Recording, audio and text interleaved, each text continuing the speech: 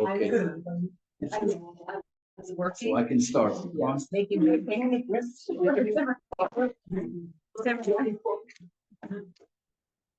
I voted you. אני צריכה להיות, אני בשלוש, יפן,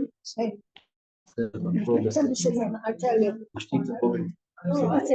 אני יכולה גם לרדת. Okay. Hi, Shalom.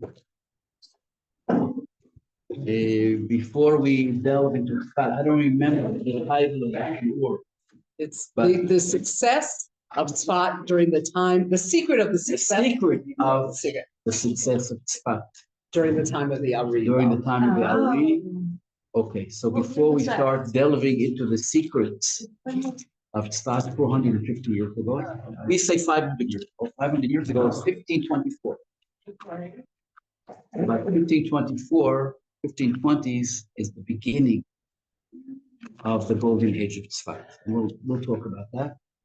And so 452 years ago, no, that's 2000, that's 1800 years. We're talking about only 452 years ago, the Ari passed away in 1572.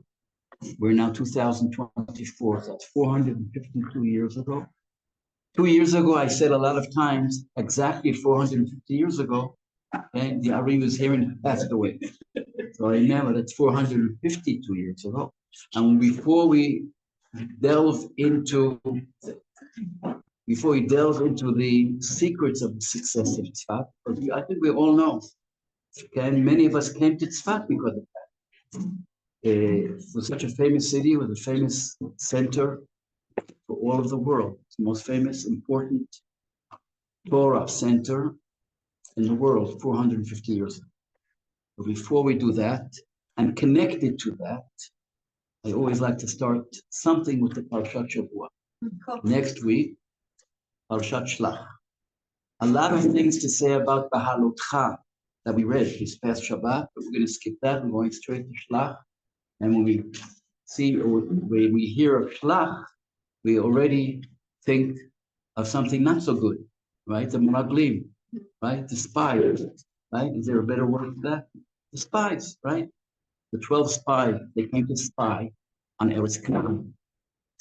And 10 of the 12 came back with, a beautiful country. 10 Chalav, Eretz Zavat Chalav U'Dvash.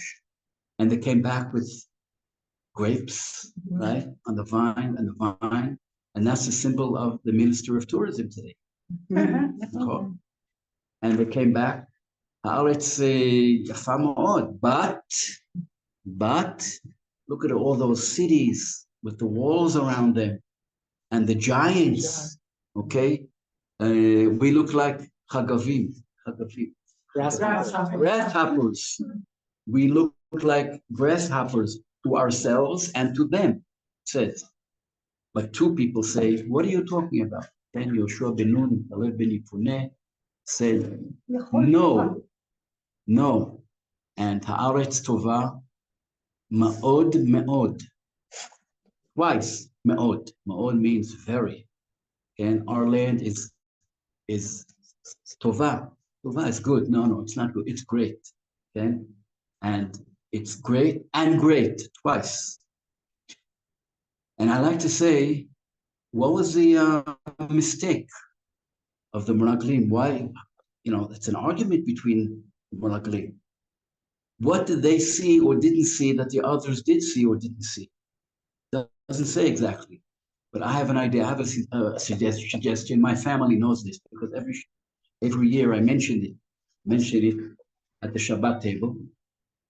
But the Meraglim, the 10 people who were afraid and said, we shouldn't go up, it's a problem, they made a mistake in intelligence.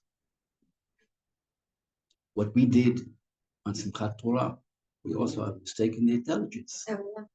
The intelligence, okay, if we go through the history of Canaan during that period, okay, yes, there were cities with walls around them, like Chatzor, Mhm.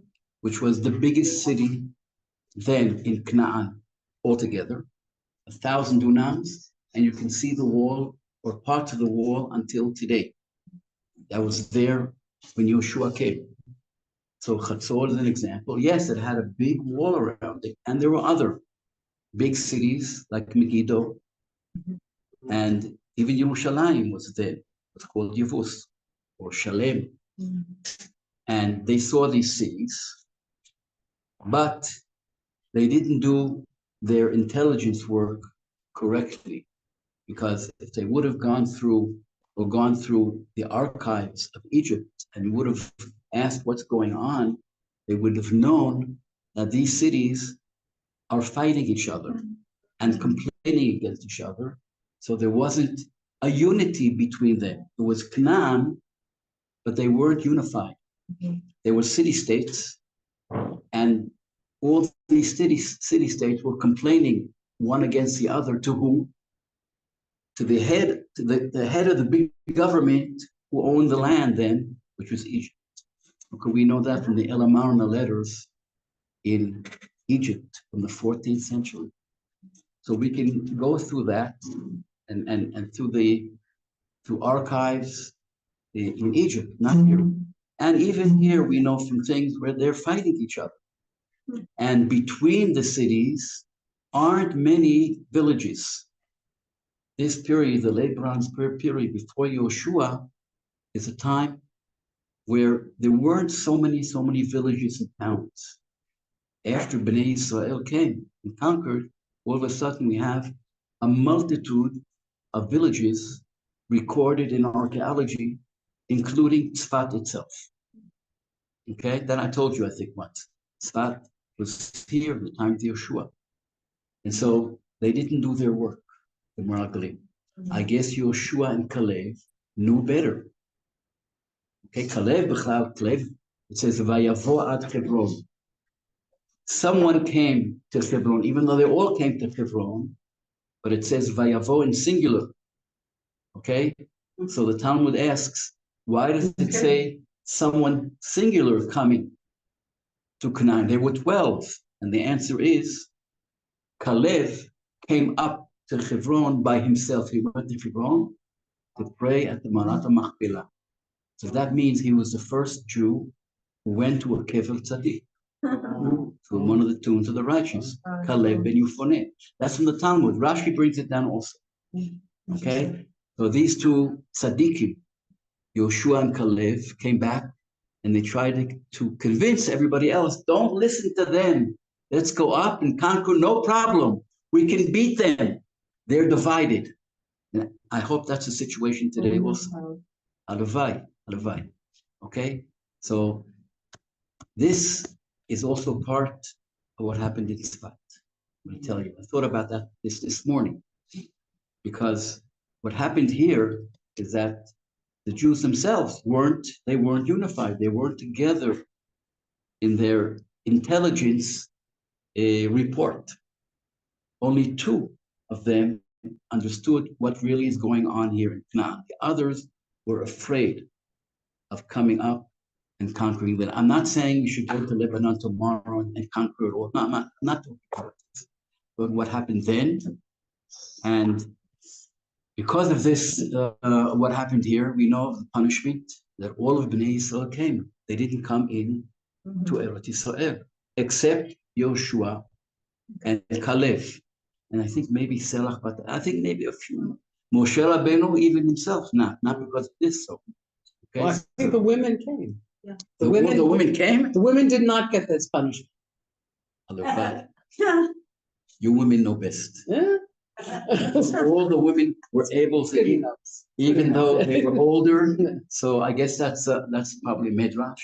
The women came in. By the way, there's a Medrash saying that the Shevatim, the tribes, were brought from Egypt after they passed away. All were brought to Eretz Israel. This is the first time I'm hearing that the women themselves, Zachu, Israel. So the problem was they weren't united in their report, And we hear of other things going on then when they were in the desert, and they weren't always in one, they are in one thought. Shabbat Abba, next Shabbat, Korach. Okay, Korach. Okay, he was jealous of Moshe. So that, of course. Okay.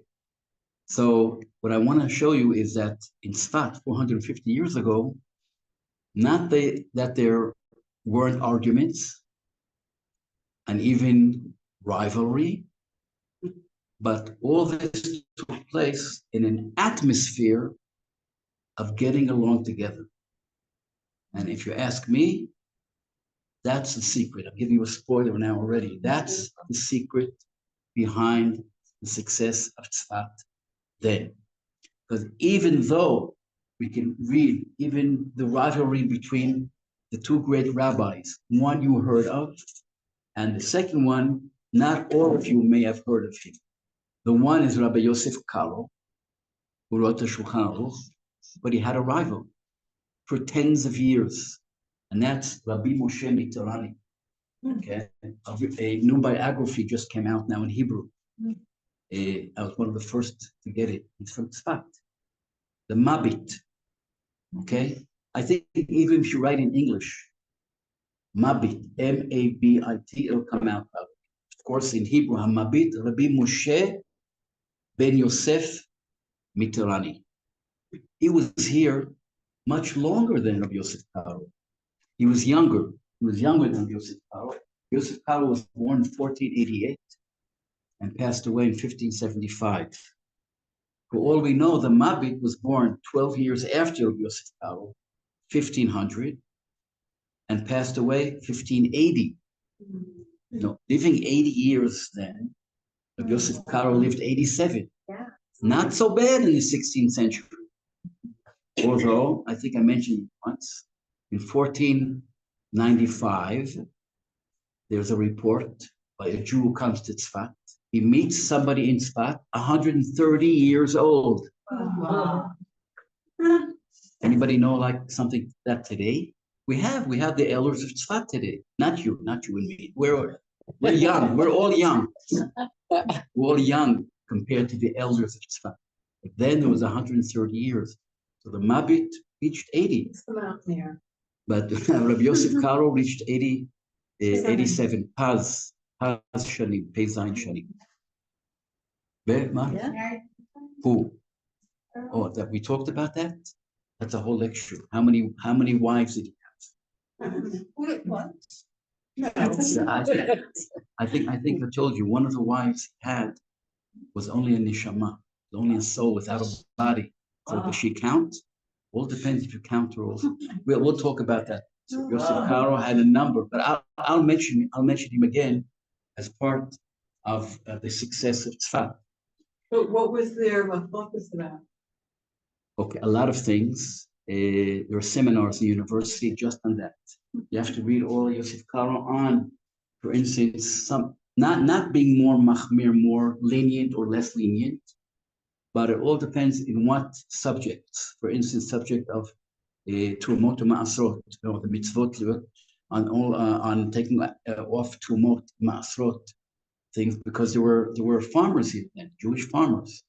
Or I'm gonna mention their argument on the attitude towards the conversos, the anusim. They argued on that, and they argued a lot. And if you go into the research articles, you'll see that they were really rivals, but they respected each other. That's what I want to. It seems to me, I can show you articles where they're fighting away, but with respect one to the other. Sure, there was jealousy. The Mabit came 18 years old to Tzfat in 1518. That's what I read. Where from? From Italy, and there's an argument on their connection to Spain. Some say they originally were in Spain. Tirani is Italy. Tirani is Italy. Not Tehran. Tirani. Not Tirani.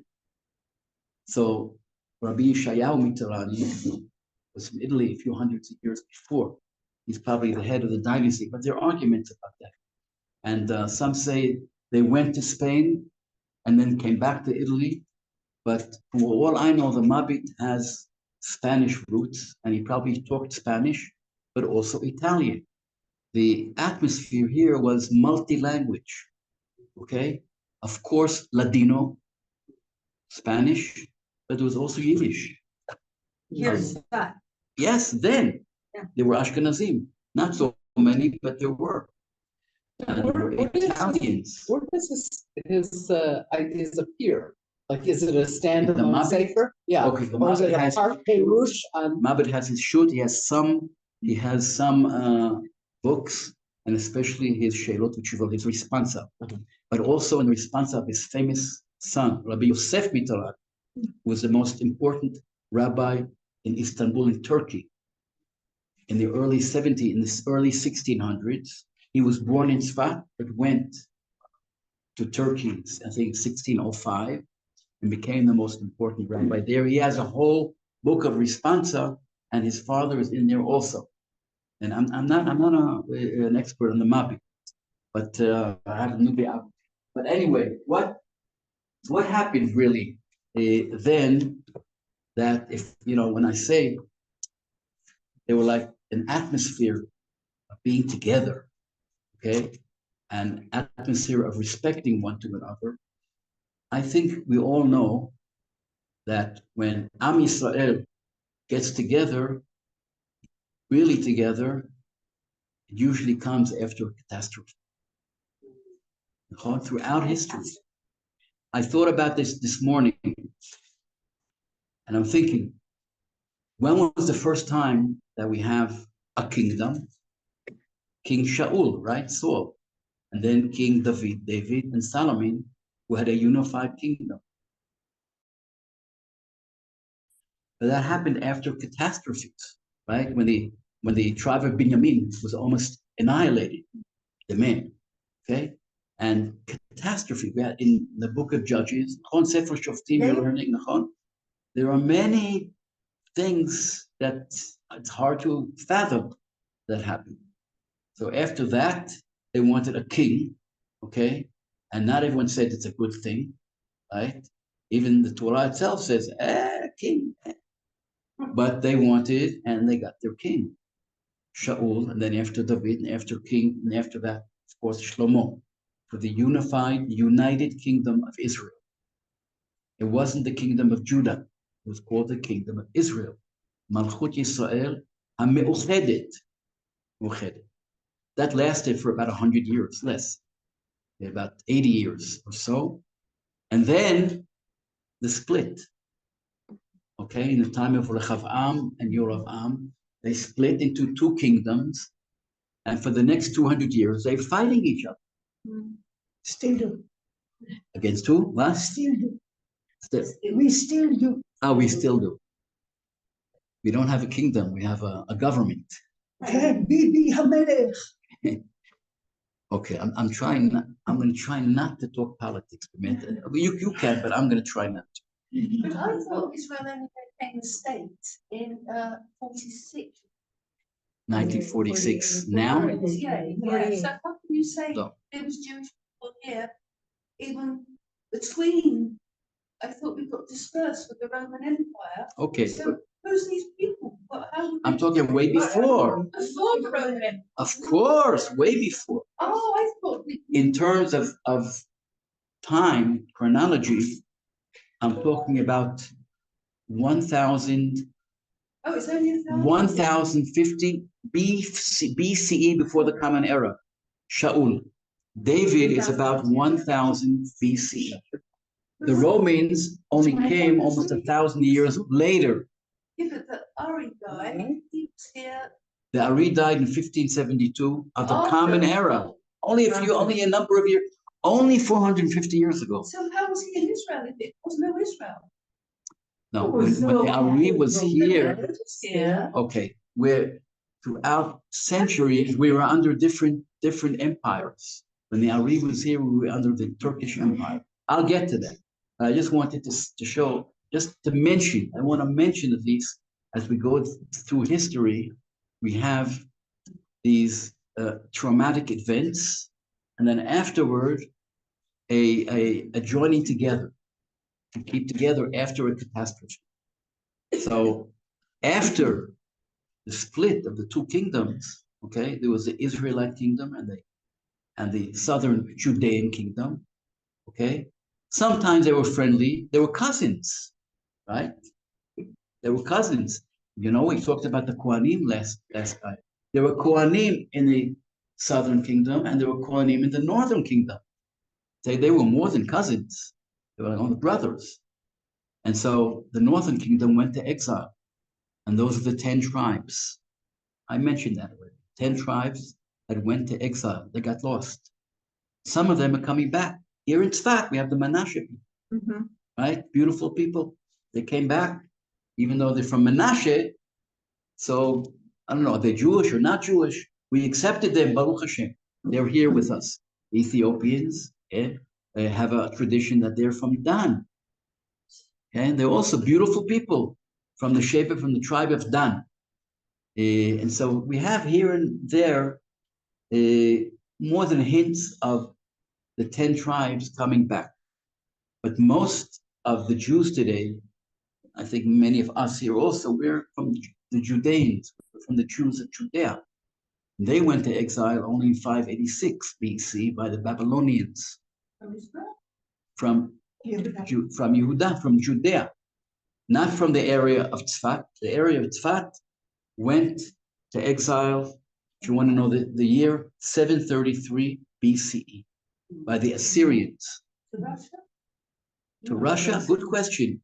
Maybe even they got to Russia. They went east to Iraq, and they went even more east, even until China, probably. We don't know. Okay, so these are catastrophes. And then after the Babylonian exile, they came back and they wanted to be united. They wanted to be together. That's Shivat Zion. That's after coming back from Babylonia, they began the second temple. And they tried to group together, to keep together. Okay, we talked about that last week. They keep proving their ancestry, the Yichus, the Kohanim. They try to keep together, they try to be unified.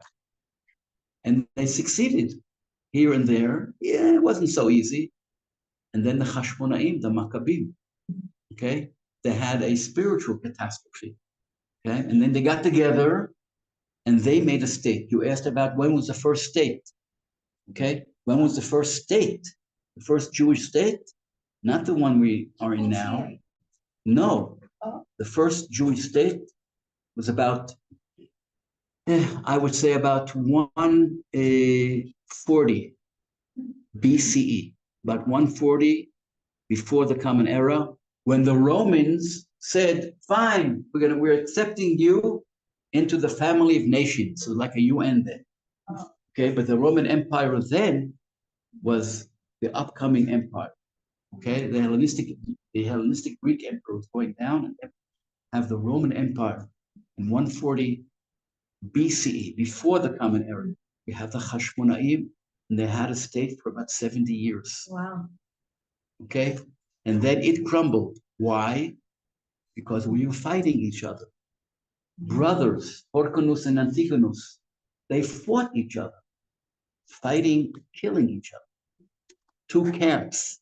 They were killing each other. They were Kohanim. They were all Kohanim, right? It's all this. The Kohanim, Chazal, the rabbis say, the Talmud says, the big problem was that these Kohanim wanted to be kings also, and that they forgot, because there are two ways, there are two things, two parallel. There's the Kohanim, the priests, and the kings. Politics and religion shouldn't be together. Okay, so the Hashmonaim then had their difficulties at the end, and then the Romans put it to the end. They conquered the land in 63 BCE, and even we had still the Beit HaMikdash, which was destroyed only tens of years later, but we didn't have an independent state. Okay, Beit HaMikdash was destroyed by the Romans in 70 CE. Catastrophe, right? So what happened after? Like I said, they tried to be unified again. How did they do that? They went to Yavne to learn Torah. They said the Torah, that's what's gonna keep us together. And that's what kept Am Yisrael together since then until today, especially b'chutz la'aretz, and even here, okay? The Torah, Mishnah, Talmud, all this kept Am Yisrael together afterwards. So it's like it's a cycle, catastrophe, and then keeping together and having something to bind us together. In this case, the Torah. So if we continue down the line, we're getting to Tzfat. A big catastrophe took place in 1492. The expulsion of the Jews from Spain. Actually, that's not exact, because expulsions in Spain began already in 1391, 100 years before. Pogroms, Inquisition, forcing them to become Christians, okay?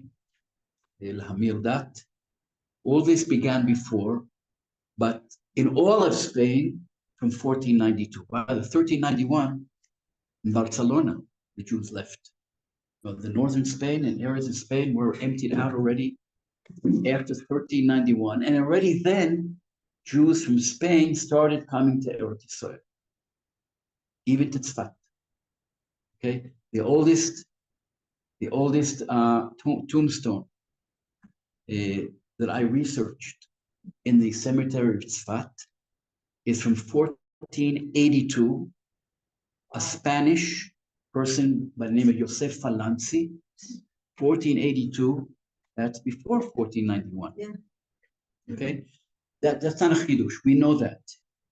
Okay, and now we're going to start the shiur. That was all an introduction. Okay. Someone Carl used to tell a story that there was a convention in Spain in 1491. And the Jews in Spain were very wealthy, that they were going to get together and buy Eretz Israel. And that there was one dissenter who said, that's chutzpah, you can't do it, we have to wait for the Rebbeinu Shalom to... I don't know that story. In Spain, Dafka? In Spain, maybe. And they sent an envoy to check with the chief rabbi in Israel, or so I don't remember all the details. Huh? Well, whoever, I don't remember the details.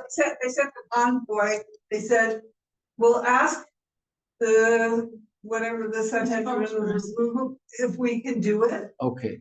And the guy came back, but by the time he got back, the decree in 1492 had already happened. It was too late. Okay, I didn't hear about that, but we're going to hear soon. They did try to renew the Sanhedrin here in Tzfat a little after. Also, Dono Glacia, but that's only in the 1560s, not in 1491. Tried to do certain things. There's an argument about that, exactly what she tried to do and what she succeeded to do. Okay, that's an interesting story. It could be a story that went through, but I'd like to know more. If you see it, if it's an internet, I'd like to hear more. But doing something called Zemkan. She's buying his work. But that's only in the 1560s. She passed away in 1569, and even she didn't succeed. Well, she tried to buy Jerusalem but couldn't, and she bought a bunch of Tiberias. A bunch of Tiberias and a bunch of towns around. That's what it says, but she didn't buy it out. What she got, what she did do, but what she kept, she received a firman, a permission to take the taxes from Tveria and that area there. And some say she wanted to make of this an autonomy for Jews, where Jews can go from all. There's an argument about that, but she tried. And what she did is listed and recorded. Okay, but I want to get back what happened here in Tzfat. Huh? Okay, Bakasha. Okay, so you had said originally, if I understood you correctly, that the mistake the spies made, they didn't have enough information. And that there was information available, that's what you seem to say, if I understood you. That there was been information available to the Egyptian archives. How are they supposed to get that? That's what intelligence is supposed to do. What we didn't do on Simchat Torah. But the practical way. if they were here, they could have talked to the locals. And also, they probably could have met people between the cities, okay? And some people say they were even cousins of them. Because, there are some people who say that not all of Bnei Israel went down to Egypt. Some stayed in the area of Shechem. I don't want to go into that. But that's my opinion. It doesn't say that. It doesn't, I don't know if any commentator mentions that. But we know that from the history of Canaan during that time. Okay? We also, what? Do you mean Israel? Yes, Canaan is the former name of Israel before it was conquered by the children of Israel. But it's not just a very small area. It was a big area. Oh. And in a month from now, we're going to read exactly the borders of Canaan in Parshat Mas'eh. And on July 3rd. It goes up to the Euphrates, it's huge. I know, but that's not, it's part of them, but Canaan was only. We don't have time to talk about this. If you want to come on July 3rd, you come to the Congress. There's a big Congress on the Bible in the Hebrew University. I'm giving a lecture and suggesting where the northern border of Canaan is. According to Can you Masay, just say? it says Horahab. Oh. I'm going to suggest something that no one ever suggested, and they're all going to not agree with me. For sure. But we'll see in 50 years, maybe they will. But I've been suggesting a big twin peak mountain that you can see. The Horahab in Lebanon. In Lebanon, not far from the city of Jizin. I think I told you in 1982, I was the archaeological officer of Lebanon. I went all over Lebanon, and there was this twin peak mountain. Sometimes I have twin peaks. And I'm looking at it all the time for years and years and years, and I'm thinking it has to be something. And I say it could be Horahab. Horahab is the mountain on the northern border of Canaan. Okay, that's mentioned in Parshat Mas'eh. Okay, but I want to get back to Tzfat, because what happened after the expulsion of the Spanish Jews? Some say hundreds of thousands of Jews. Okay, there were probably maybe 200,000. Some say less, but there were tens and tens of thousands of Jews that either were expelled or became conversos, anusim. Once we used the term Maranos, they don't use that term anymore. Okay, we say conversos. Okay, but so what happened after the expulsion? Jews left Spain. They started coming in thousands, by the thousands, to the Ottoman Empire, to Greece, Saloniki, to Istanbul, to Adirna, which was then Adrianople, and some came to Tzfat and Yerushalayim. The big mass went to Greece, Turkey, and the Balkans, and they met Jews there, and so they started. How should we daven in shul? What should we say? Should we say the Shemona Esrei or not? A lot of arguing about that, because the Spanish Jews had their minhagim, their customs. And they were like, I don't know. I like to say sometimes, you may not agree with me, they were like the Yekim, the Yekim, the Germans. Sephardim had their way of doing things and had a lot of good things. They had committees. For everything, they had a committee. Okay? And the locals here in Eretz Yisrael especially were down to earth farmers and peasants. So when the Sfaradim started coming to Eretz Yisrael, they started arguing. First of all, the language was different. And the Sfaradim came, I like to say, with their suits and ties. Not really, but you understand me, right? And there was tension between them, not only here, but also in Saloniki, especially, and Istanbul. We have a lot of tension between them. So what do? We try to unite because we had a big catastrophe. So we should welcome our brethren. We should welcome our brothers who were chased out of their homes. It's hard to think. I'm thinking of today also. So that's what happened. So the tension wasn't between Ashkenazim Europeans and Sfaradim Spanish. It wasn't Ashkenazim Sfaradim. It was here in Israel, Mustarabim against the Sfaradim. What's Mustarabim are the locals. They're called Mustarabim because they're like Aravim. They're like Arabs. They talk Arabic. Their language is Arabic, and their customs are only according to the Rambam, Maimonides, which means they read the Torah every Shabbat, but only finish it once every 3 years. Or when they have Shmoneh Esrei, only the Chazan says the Shmoneh Esrei with the others, and there's no Tfilah Balachash. There's no by ourselves and then the Chazan like we all do today.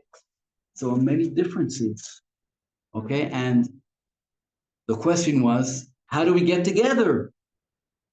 And so Tzfat succeeded because they had integration. Okay, another word for unification. And integration and unification is the success of the state of Israel today from 1948 that you were talking about. Okay, so that's what happened in Tzfat. But still, I want to bring a few examples of yes, there was a lot of tension, and even fighting, and sometimes even physical violence. Physical violence. That's me. Physical violence sometimes even, not only here. I know of physical violence that took place in Cairo, in Egypt. You know, we have communities around Eretz Yisrael also. They were also called Mustarabim in Syria, in Damascus, in Khalib, right? And in Cairo. And of course in Eretz Yisrael, Yerushalayim, Tzfat, and there were smaller communities even in Hebron for sure, but I would say even in Gaza. Rabbi Yisrael Najara went from Tzfat, Damascus to Gaza. Okay? And there were Sfaradim, there were Spanish Jews that started coming in, and they started making their own shuls, and they talked to each other in Ladino, and they looked down at the others. Okay? Maybe they had a right to. They were much more educated. Okay? The Spanish golden age, hundreds of years of Spain. Not only the Rambam passed away in 1204.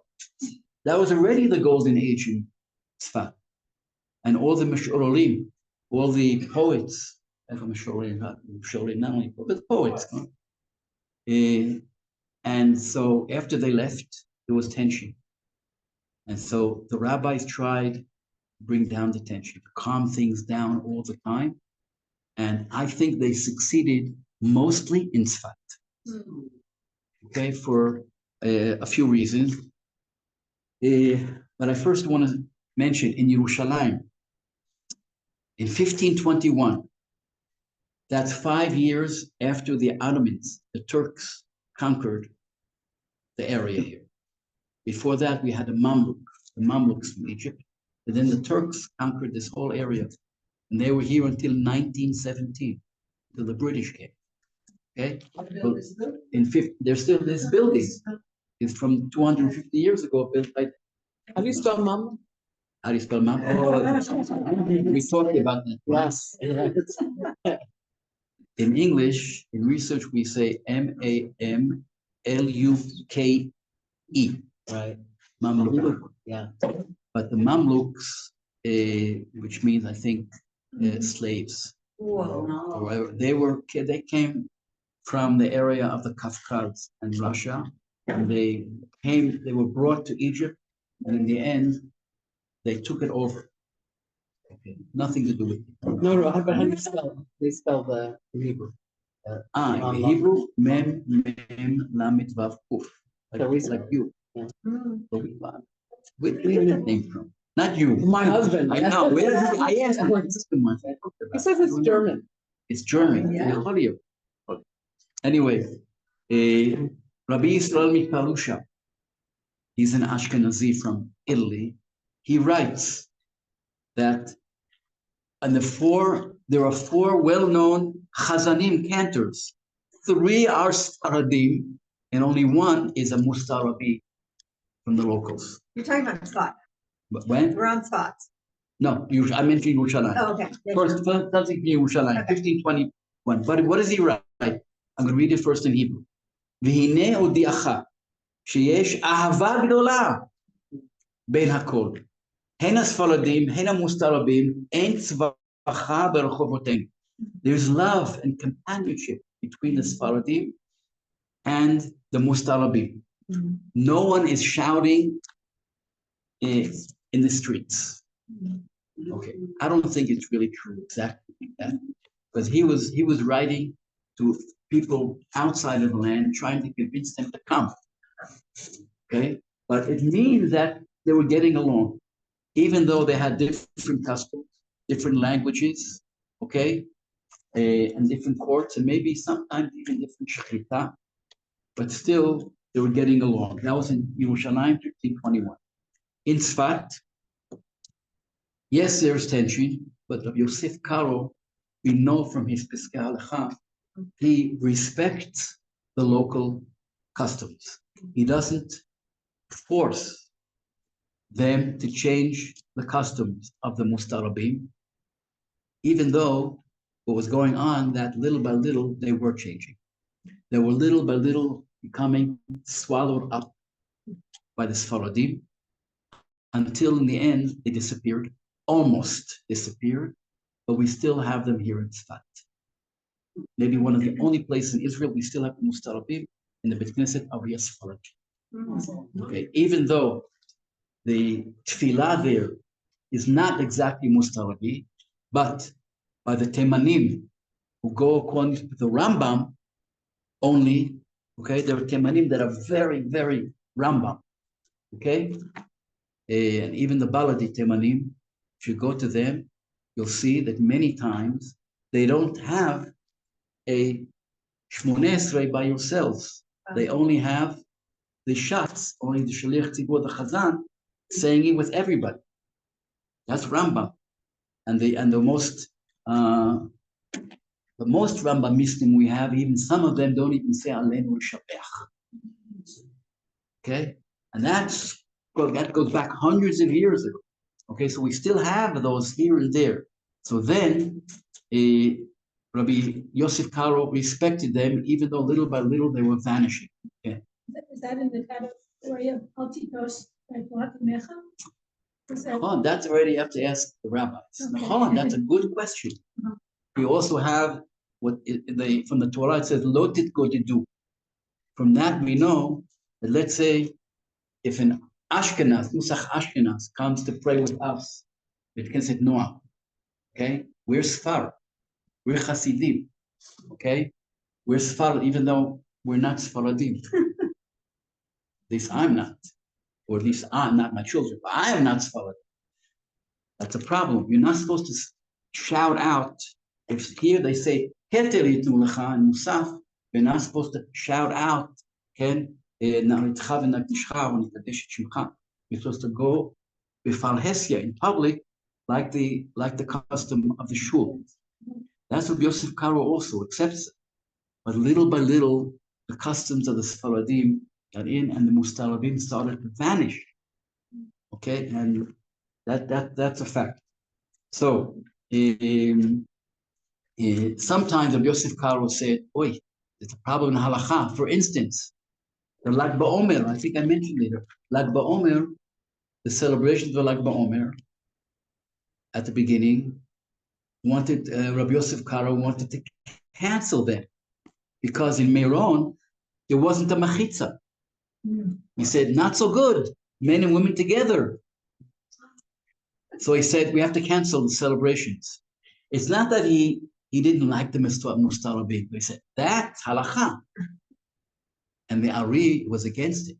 Ari said, let them do it. Of course. And who won the argument? It's the Ari. Because the Ari warned them. He came to the Beit Din of Rabbi Yosef Karo and warned them, if you don't do the celebrations like the Mustarabim do in Meron, we're going to have a plague. Well, and Rabbi Yosef Karo got afraid. And he said, okay, I'm canceling. He canceled out the Gzerah, he canceled it. Okay? And even though he canceled and they were celebrating, until today, we have this, till today, except this year and the Corona. We have the celebration because of the Ari. Okay? But with the mechitza. But with a mechitza? Maybe only recently. Well, some places there are mechitzas and some places there aren't. That's right. It depends where you go. If you go to the Rambam and Rabbi Meir Balanes in Tveria, you'll see a mechitza. But it wasn't there when my grandmother was there in Tveria 100 years ago, or 50 years, even 30 years ago, there wasn't a mechitza. In Rabbi Shimon Bar Yochai, there wasn't a mechitza until 30 years ago. wow. We remember, I'm sure some of us remember. Yeah. So then you have the expression, Minhag Yisrael. Minhag Yisrael halacha. And it's hard to kind of shift that together with all the different minhagim, all the different groups that are following different ways. And so what's Yisrael in that context? That's a question for a rabbi. That's for me. But you're right. That's a good, like I'm going to tell you later, Yisrael Shechata, Yisrael. Even Yisrael who sins, still, he doesn't leave Am Yisrael. Yeah. I heard that Rav Ovadia Yosef was critical, that he said that when all the Ashkenazim came to, meaning the students of the Gra in that time, right, when they came and established the Yishuv, that there were Sfardim there already, and that was the minhag of the place, and that they should have changed their minhag and they should have adopted. Right. That's how Rav Ovadia. Okay. Well, but you see, it's like it was kind of the opposite, right? So there was Ashkenaz, and then the Anshe Sfarad came, and they changed it to Sfaradi, and so now it sort of came back. It's just Rav Ovadia's mentor was Rav Yosef Karo. Yosef Karo was the first Maran, but now if you tell a youngster Maran, they'll think you're talking about Rav Ovadia. Maran Rav Ovadia, but he's Rabbi Yosef Karo. Okay, less Kabbalah in the Ari. Okay, the Ben Ish Chai in Iraq. Okay, he's Kabbalah. Rav Mordechai Eliyahu. He's respects Rabbi Ovadia, but he was his rival. Okay, so it's that's like then also Rabbi Yosef Karo and the Ari. But they were generations away. Don't forget. Okay, Rabbi Yosef Karo was 80 years old when the Ari came at 36. Okay, but I have to continue. After in Tzfat, that was the tension, not between Ashkenazim and Sfaradim, but between the Mustarabim and the Sfaradim. And what happened here in Tzfat was that they decided to make a committee of rabbis from the different communities. There were 25 different communities in Tzfat, about 25, maybe more, from different areas. The Spanish community had a number of them from Aragon or Castilla, and the Portuguese had a big community because little by little more and more conversos came to Tzfat. And the Sanhedrin, they tried to renew it, mainly, I don't know, mainly, but some say mainly in order to give a kappalah, to give a punishment to the conversos so they can be considered again Jews. Okay, so we have this attempt to unify, to do things together, even though there was tension. That's the thing. Even though when you try to get together, when you have tension, you see, but that was the tension then, and it was called the Beit Va'ad Shel Chachmei Tzfat. Va'ad means a committee. I think it's the best word. Va'ad, a committee, and this committee gave permission to the communities to do all kinds of things, even to punish people, or even to tell the authorities, punish them for all kinds of things they were doing, and they deserved punishment. Okay. We also know that the rabbis from other communities in this whole area, from Damascus, which is the big city not far from Tzfat. If you want to go to the mall, to a big mall from Tzfat, then you went to Damascus. You go for a day and come back. Jerusalem was smaller than Tzfat then. No, that's the gate. Damascus, the gate is in Jerusalem. Damascus is the capital city of Syria, today and forever. Okay, and then they used to go to Damascus. It wasn't far. A day ride. I was 40 kilometers from Damascus, 1973. We didn't get to the mall in Damascus then. So the rabbis all over, they sent questions and requests to the rabbis of Tzfat to solve conflicts by them. Wow. Which shows how important and how respected the rabbis at Tzfat, Yossi Karo, but also the Mabim. I think they, not only them, but they received the most requests to solve the conflict, sometimes rivalry between rabbis even. Yeah. Who was the big gadol in Yerushalayim at that time? Yefemot. Yerushalayim, all depends when in the 16th century, but if you already asked, in the 1520s, and 1530s, okay, in 1530s, Rabbi Yosef Karo came. The Mabit was here already in 1518. The Mabit was younger. When Yosef Karo came, the Mabit started getting jealous of him. He had a rival. Okay.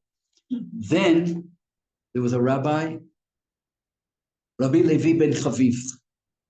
He was the one who was against the experiment to renew the Sanhedrin. And also smicha, right? That's right. He was against the renewal of the smicha, which was the experiment they wanted to do here in Tzfat. Before that, we had other rabbis, Rabbi David ben Zimran, Egypt, and they also came to Yerushalayim. We had Rabbi Betzalel Ashkenazi, who wrote the Shita Mechubetzet, if you know that. We have rabbis in Yerushalayim, but Tzfat was already bigger with more rabbis. Already in the late 1400s, we have rabbis here in Tzfat from Spain, Rabbi Yossi Saragosi, who probably built the Tzaddik Halavan synagogue, where Shababu is. Already in the 1490s. Tzfat was bigger. What kind of population was Yefemot. Good question. We argue about that. If you ask me, in the middle of the 16th century, Tzfat had about 15,000, half Jewish, half non-Jewish. Non-Jewish as in what? Non-Jewish as Muslim. Muslims. Maybe a few Christian. And Yosef Cordovero was also Yeah, in Moshe Cordovero also. Yeah. 1400s. No, 1500s. Moshe Cordovero 15. Rabbi Moshe Cordovero, the brother-in-law of Rabbi Shlomo Kavetz, he's younger. He passed away in his 40s. Okay, he passed away in 1570 when the Ari came the same year. We'll get to him.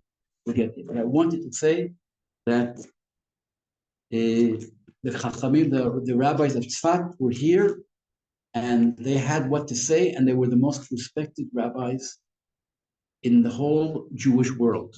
Then, even more than Saloniki. Many of them started out in Saloniki in the early 1500s. Saloniki kept going, but Tzfat had the biggest concentration of rabbis and important rabbis, not only in halakha, but also in Kabbalah. And they were unified. They had all kinds of ideas. They had groups of people getting together, like in a shul, had a group of rabbis, of people, on Friday getting together, and each one would say what he did, what he should have done, and what he wasn't supposed to do during the week. Now, how do we know that? Rabbi Chaim Vital mentions this. Rabbi Chaim Vital says, I wasn't part of this group, because I don't believe in doing that. But there was a group like that.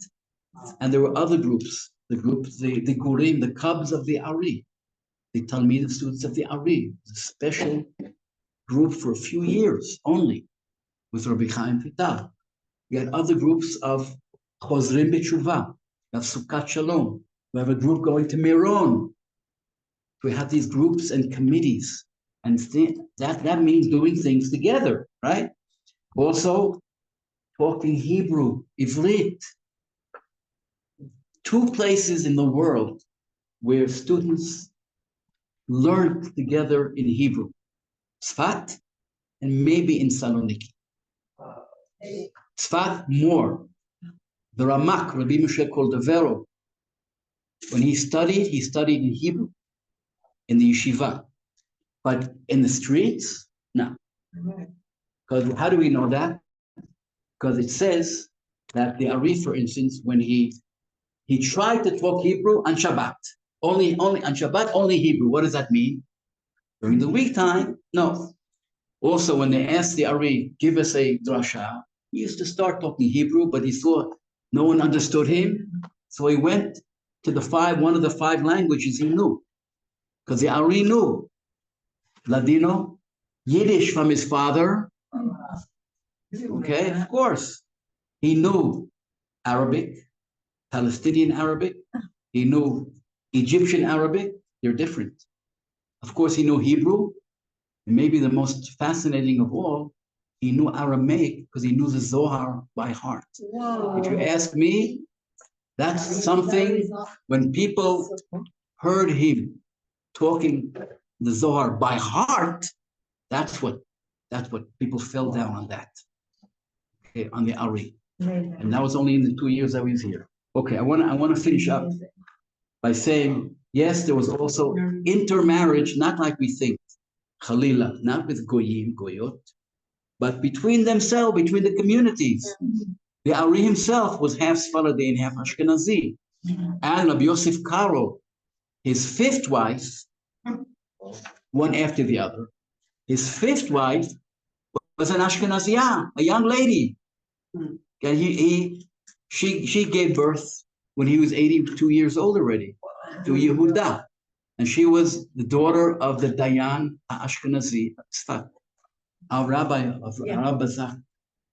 Okay, his son, Betzalel, is married to the daughter of Rav Shmuel Eliyahu, the Sephardi. But Rav Shmuel Eliyahu's wife is an Ashkenaziyah. Tova from Beit Knesset. This is the success of the state of Israel. Okay? Okay? And I think I'm hoping we should be more unified than we are now. It's not I think talking about a new Eretz Israel. זה לא פשוט. We have different נוסחאות, but I have a sidur at home, which is an attempt that doesn't succeed, to have a Nusach Eretz Israel that goes back hundreds of years that we know about from the Geniza in Cairo. But it's not succeeding. Rav Goren tried to do it with Nusach Achid. Okay, but Nusach Achid is really Sfarad Ashkenazi. And Rav Avadia didn't like that. Rav Avadia wanted all we Ashkenazim to become Sfaradim. Okay, and that also didn't succeed. So to be unified means there's tension and there's different things, and we have to try. And that's what happened. And they tried hard in Tzfat. What's so terrible though, if there's like you have 12 Shvatim, right? They each have their own minhag leaders in it. What's so terrible if if people have their own customs, they have their own food, and they even minhag, whatever, and they get together and they respect each other. Like, why do we need one nusach? What does? First of all, that's if you look, that's what the Ari, that's what the Chaim says on the Ari. In the long run, even though he saw a Sidur Sfarad in the hands of the Ari, but in the long run, the Ari said there are 12 windows through 12 nusachei tefillah, 12 ways of tefillah. You can pick one. If you don't know which one, then do the nusach ha'ari. That's what Rabbi Chaim Vital. Right. You're right. You're right about that. Each one has his own minhag, but we should respect each other, and not look down at the others. That's what I think. And that's what happened here in Tzfat. Even though one last thing about the conversos, the Mabit said, yes, let them get an aliyah in the Beit Knesset, the converso, even though the Sanhedrin wasn't established to give them the 40 malkot in order to accept them officially back as Jews. But he said, even before that, they can come up to get an aliyah in the shul, okay? And even a converso who maintains he's a kohen, if he has two witnesses that his family is from a family of kohanim, we'll let him go up to the duchan. That's the mabit. Rabbi Yosef Karo was less lenient about that. Okay, I don't know. I didn't look in the Shulchan Aruch. I didn't have time. I don't know what it said about Shulchan Aruch about that, but the mabit was that more lenient. But not only the mabit was sometimes less lenient in other things. So they argued, and they were rivals. And yes, I think it says they used to yell at each other a little bit. Malasot. But they were together here in Tzfat, and that's the secret: integration and unity. It still is to this day. Underline. Here in Tzfat or Bechlal? Bechlal, that's what helps all of us. No, I think here in Tzfat is I think why we are particularly safe is because there is a very high level of acceptance and respect, and more than other places, I find. I think the women's community in Tzfat really helps with that too. I do too. Then or now? Well, now just what I experienced. So many events where women. I have a lot to say about the women of Tzfat then. Oh, cool. Also, very interesting. Oh, good things. Yeah, Interesting things. That's it for another time. Thank you so much. Thank you very much.